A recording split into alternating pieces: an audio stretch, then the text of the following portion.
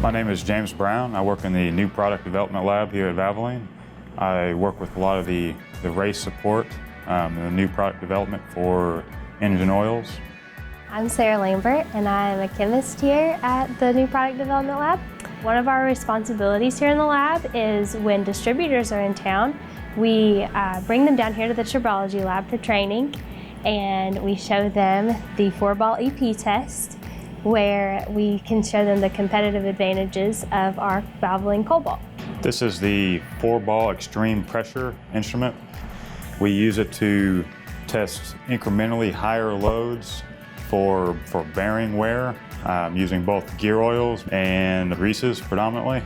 Well, when they come in, we first start with a competitor sample. We fill this cup here with the grease. We take 3 clean steel balls and place them into the grease.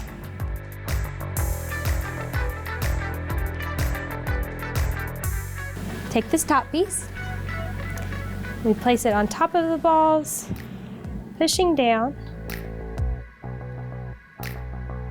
This ensures that the balls are completely covered in the grease that you're testing. Then, to secure them in place, we take this nut. So we take a torque wrench, placing it on top of our nut, and we actually will tighten it just to about 68 Newton meters. We have a 4th ball that attaches up in this chuck that will actually do the spinning with the 3 balls.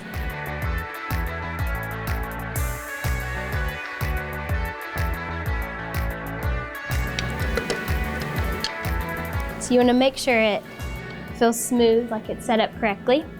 And a really important part of setting it up, there's actually a probe over here that will give us our graphs and our readings. So we want to make sure that this handle is touching that probe.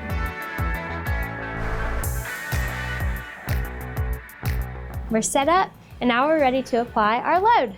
For the competitor grease, we're going to run it at 500 kilograms, and that's a calculation by this arm set at 20 with 25 kilogram weights. Multiplication, you get 500 kilograms for the test. As you can see, the speed for that top ball is at 1770 RPM, which is very high. And we're ready to start test. So I'll click start here, and then I'll click start on the instrument.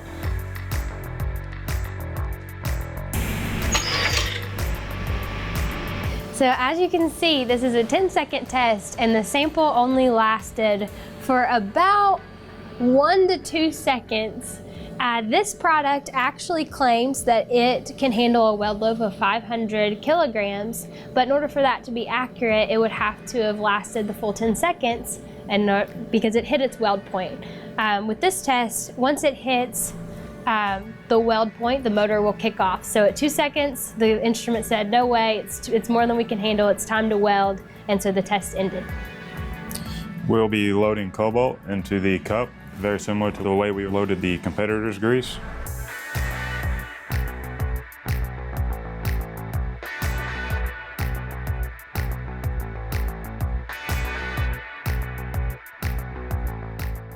For the prior test, you saw that it failed at 500 kilograms, and we are now going to take it up to 800 kilograms, which for this ASTM standard is a theoretical weld point of 1,000. It is the maximum amount of weight for such test.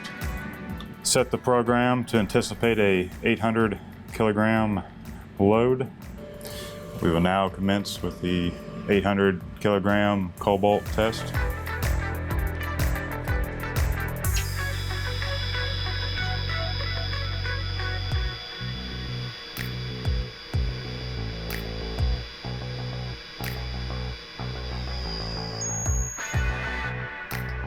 We've ran the full 10 seconds without fail.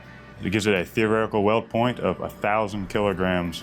So as you would see with the upper ball bearing from the test, the competitor is pitted with chunks and fraying from the ball bearing, where the one from Cobalt is still smooth, still able to maintain its performance, still be able to be used. It keeps everything rolling.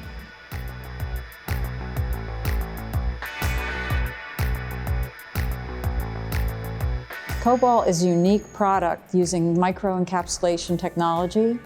And when you run a load-bearing test on Cobalt, you'll see the benefit of that technology. It'll carry a significantly higher load and give a much lower wear scar. One of the most important features of lubricants is their capability to prevent wearing out of the equipment that we deal with. So when you have a product which significantly minimizes wear, in some applications you almost can't even find any wear, it's really a breakthrough. When we extend service intervals, we have to have compatible products to go with it. So no one wants a long life engine oil, but they have to keep pulling the truck off the road to grease it. So you've got to have a full slate of products that extend life and reduce the total cost of ownership.